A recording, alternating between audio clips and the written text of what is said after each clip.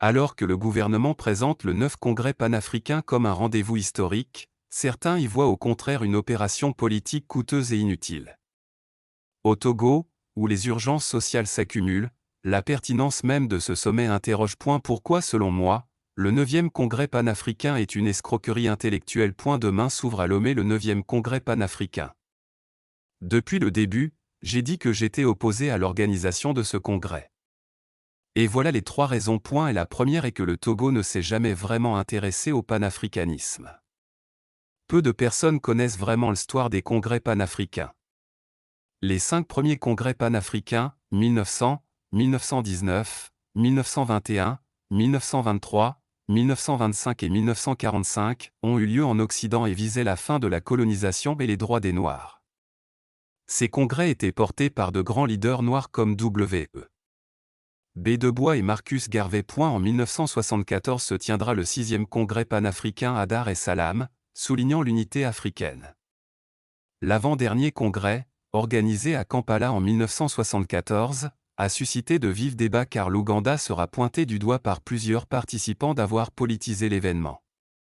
C'est ce qui fait que le 8e congrès, organisé à Johannesburg en 2014, sera un fiasco, car il sera boycotté par plusieurs participants qui organiseront un congrès à Accra. Donc 3 congrès sur le continent, uniquement dans des pays anglophones, avec très peu d'implication des pays francophones, encore moins le Togo.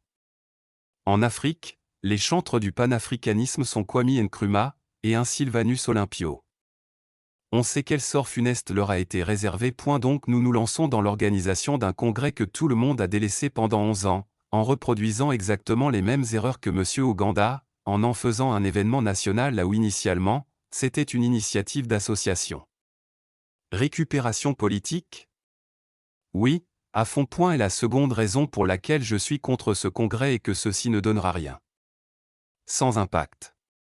Les 8 premiers congrès n'ont produit aucun résultat. Les gens vont arriver, faire des discours et repartir chez eux. Le panafricanisme existe déjà à travers l'OUA.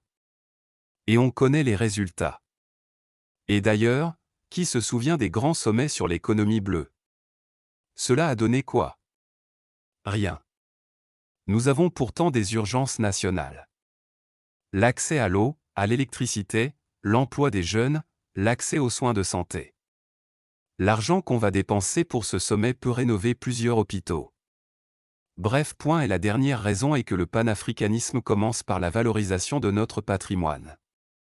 Nous n'avons pas un seul monument pour célébrer les esclaves arrachés à notre terre, la maison des esclaves est en ruine, le puissant retour abandonné, notre musée national n'a de musée que son nom, la culture est le parent pauvre de nos projets. Nous ne pouvons pas célébrer le panafricanisme sans l'Africain. Et pourtant, c'est ce que nous faisons. Voilà pourquoi selon moi ce 9e congrès panafricain est une hérésie intellectuelle. Nous avons d'autres priorités. Robert Ducet cependant joue gros sur ce coup-là. Qui sera là à cette rencontre? Quel chef d'État? Quel leader mondial?